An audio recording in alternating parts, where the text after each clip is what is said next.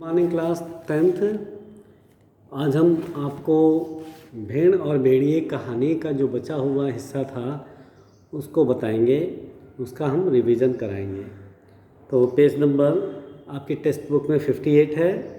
ऊपर से तीसरा पैराग्राफ। सियार ने दांत निपोर के कहा, हम क्या जाने महाराज। दांत निपोरना मुहावरा, दांत को इस तरह करके हम क्या, दीनता प्रदर्शित करते हुए, चाटुकारिता प्रदर्शित करते हुए उसने कहा, हम क्या जाने महाराज, हमारे तो आप ही माई बाप हैं, आप तो हमारे, हम तो कोई और सरकार नहीं जानते, आपका दिया खाते हैं, आपका ही गुण गाते हैं। भेड़िए ने कहा, मगर अब एक ऐसा समय आ रहा है कि सूखी हड्डियां भी चबाने को नहीं मिलेगी। सियार सब जानता था, मगर जानकर भी न जानने का नाटक करना न आता तो सियार शेर न हो गया होता। आखिर भेड़िए ने वन प्रदेश में की पंचायत के चुनाव की बात बूढ़े सियार को समझाई और बड़े गिरे मन से कहा, चुनाव अब पास आता जा रहा है, अब यहाँ से भागने के सिवा कोई चारा नहीं, पर जाएं भी तो कहाँ। सियार ने कहा, मालिक सर्कस में भर्ती हो जाइए। भेड़िए ने कहा, रे वहाँ भी शेर और रीछ आदि को तो ले लेते हैं, पर हम इतने बदनाम हैं कि हमें वहाँ कोई नहीं पूछता, हमें वहाँ भी कोई नहीं पूछता। भी यहाँ पे निपात है, वहाँ भी कोई नहीं पूछता। भेड़िए ने कहा, बूढ़ा सियार। तो सियार ने खूब सोच के कहा, अजायब घर चले जाइए मालिक, अजायब घर हमें म्यूजियम। भेड़िए ने कहा, अरे वहाँ भी जगह नहीं है, सुना है वहाँ तो आदमी रखे जाने लगे हैं।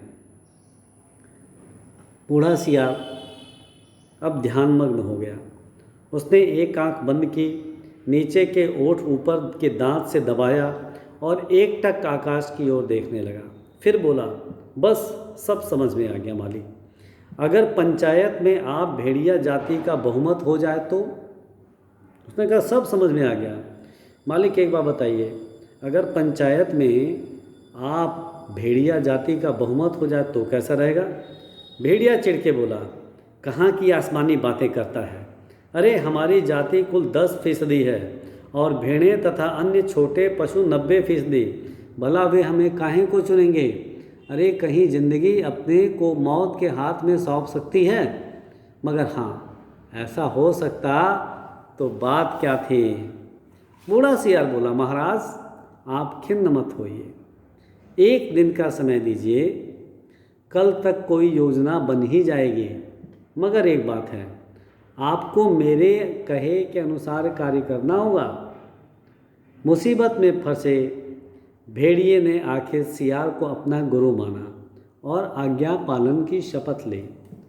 मुसीबत में फंसा था भेड़िया, तो भेड़िए ने सियार को अपना गुरु मान लिया। भैया मुसीबत में फंसे हैं, चलो तुम ही गुरु सही। और उसने कसम खाई कि हम आपकी आज्ञा का पालन करेंगे। ठीक है। दूसरे दिन बूढ़ा सियार अपने 3 सियारों को लेके आया। उसमें से एक को पीले रंग में रंग दिया था, दूसरे को नीले में और तीसरे को हरे में। दूसरे दिन क्या हुआ, 3 सियारों को लेके आया बूढ़ा सियार, और एक को पीले रंग में रंगा था, दूसरे को हरे और तीसरे को नीले रंग में। भेड़िए ने देखा और पूछा, अरे ये कौन है। बूढ़ा सियार बोला, ये भी सियार हैं सरकार, मगर रंगे हुए सियार हैं, आपकी सेवा करेंगे, आपका चुनाव प्रचार करेंगे। रंगे सियार मुहावरा हो गया, अर्थात जो लोग ऊपर के आचरण अलग रहता है जिनका, और अंदर का आचरण अलग रहता है। भेड़िए ने शंका व्यक्त की, मगर इनकी बात मानेगा कौन, ये तो वैसे ही छल कपट के लिए बदनाम है, इनकी बात कौन मानेगा, ये तो छल कपट के लिए वैसे ही बदनाम है। भाई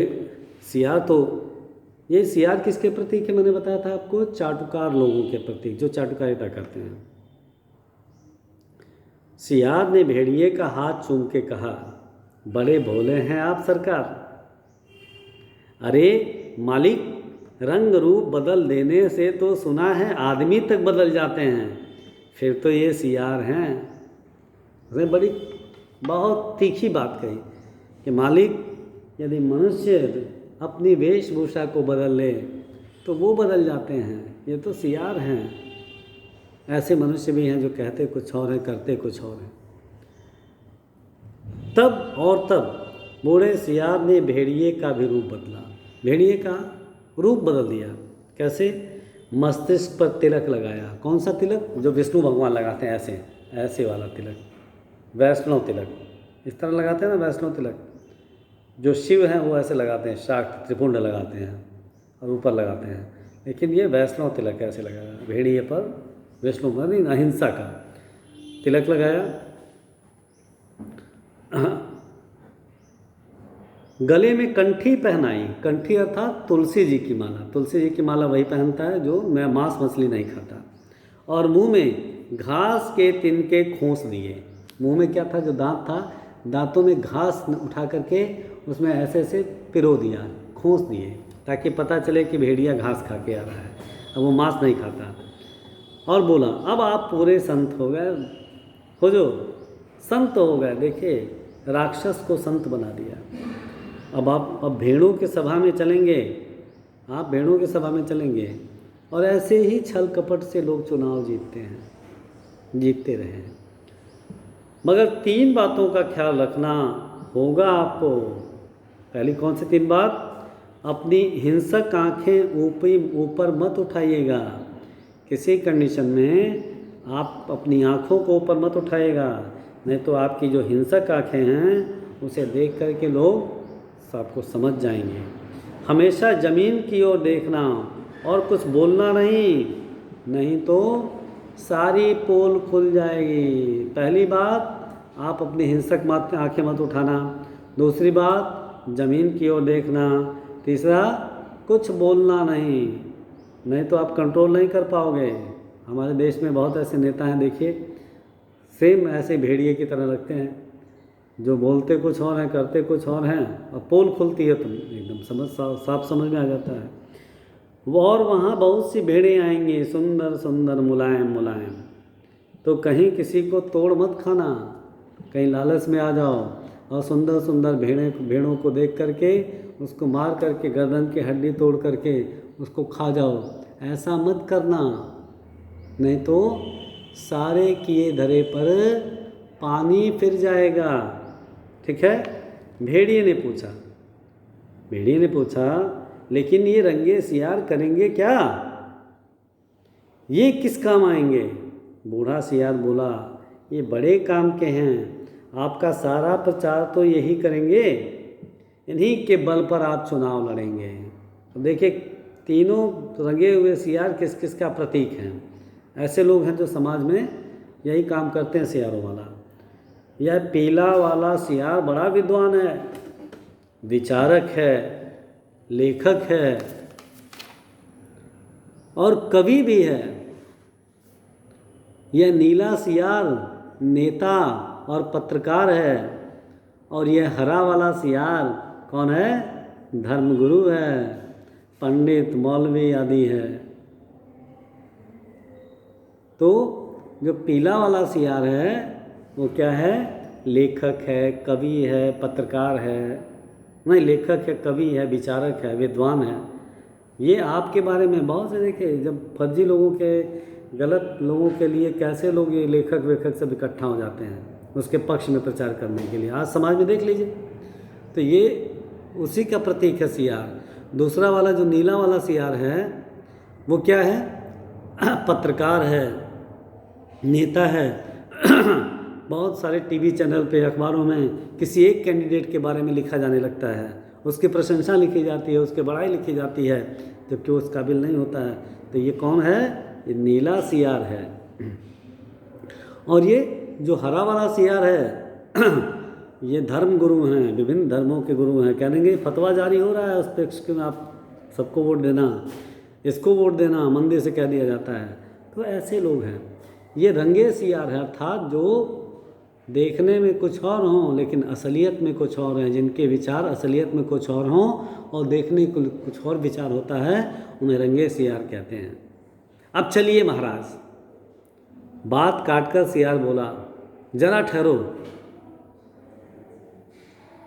बूढ़े भेड़िए ने बूढ़े सियार को टोका, जरा ठहरो, कवि, लेखक, नेता, विचारक, ये तो सुना है कि बड़े अच्छे लोग होते हैं, और ये तीनों? उसने कहा भाई नेता, कवि, विचारक ये तो अच्छे लोग होते हैं, सच्ची बात कहते हैं, लेकिन ये तीनों?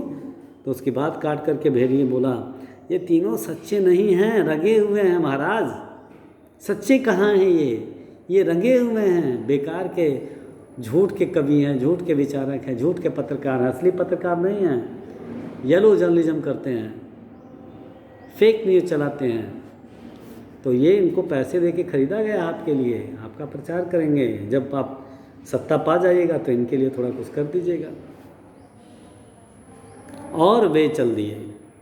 आगे बूढ़ा सियार था, उसके पीछे रंगे सियारों के बीच भेड़िया चल रहा था।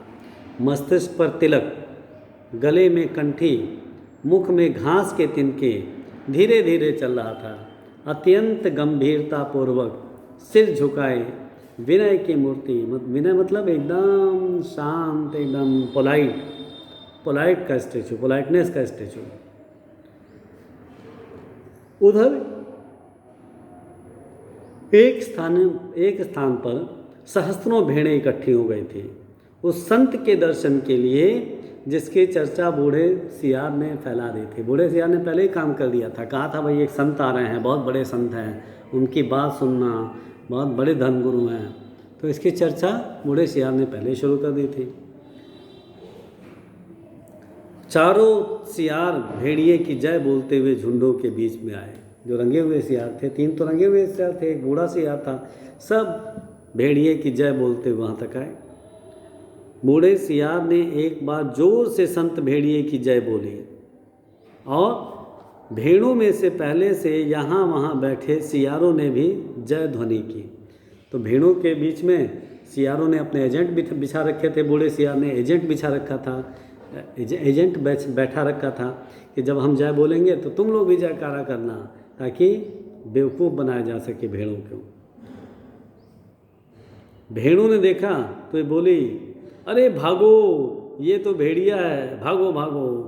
तुरंत बूढ़े सियार ने उन्हें रोक के कहा, भाइयों और बहनों, अब भय की बात नहीं है, भय मत करो, भेड़िया राजा संत हो गए हैं, उन्होंने हिंसा बिल्कुल छोड़ दी है, अब वो किसी को नहीं मारते, वो तो एकदम साधु हो गए हैं,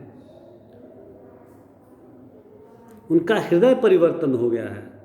7 दिन से, आज वे 7 दिन से घास खा रहे हैं, उनका हृदय बदल गया है, 7 दिन से घास खा रहे हैं, रात दिन भगवान का भजन और परोपकार में लगे रहते हैं, उन्होंने अपना जीवन जीव मात्र की सेवा में अर्पित कर दिया है, वे अब किसी का दिल नहीं दुखाएंगे और दुखाते भी नहीं हैं, किसी का रोम तक नहीं छूते। रोम किसे कहते हैं? इस त्वचा में जो बाल होते हैं, बाल, इसे रोम कहते हैं। किसी का रोम तक भी नहीं छूते। भेड़ों से उन्हें विशेष प्रेम है, इस भेड़िया संत को भेड़ों से बहुत प्रेम है।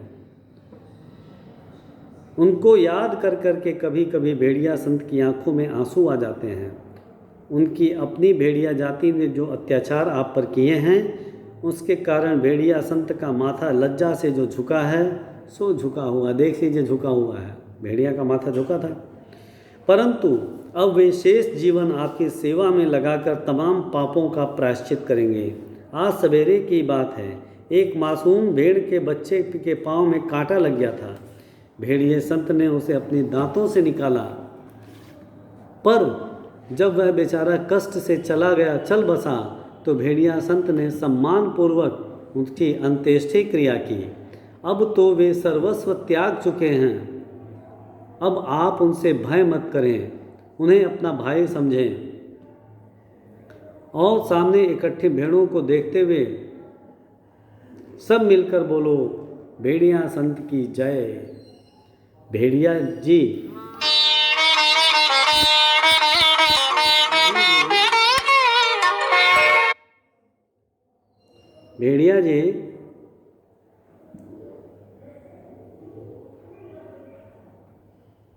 अभी तक उसी तरह गर्दन डाले विनय की मूर्ति बने बैठे थे। बीच बीच में कभी सामने की ओर इकट्ठी भेड़ों को देख लेते थे और टपकती हुई लार को घुटक जाते थे। बूढ़ा सियार बोला, भाइयों और बहनों, मैं भेड़िया संत से अपने मुखार बिंद से आपको प्रेम और दया का संदेश देने के लिए प्रार्थना करता, पर प्रेमवश उनका हृदय भर आया है। वे गदगद हो गए हैं और भावातिरेक से उनका कंठ अवरुद्ध हो गया है। वे बोल नहीं सकते।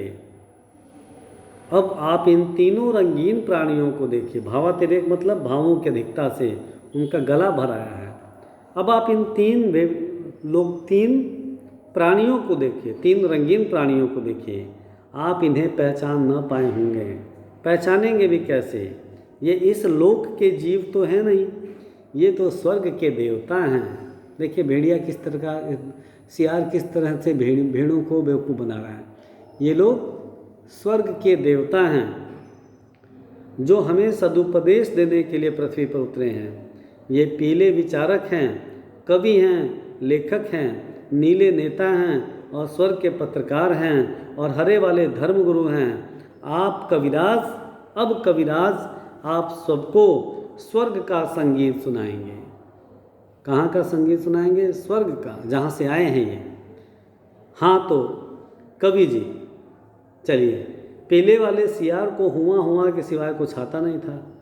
उसने हुआ चिल्ला दिया। शेष सियार भी हुआ बोल पड़े।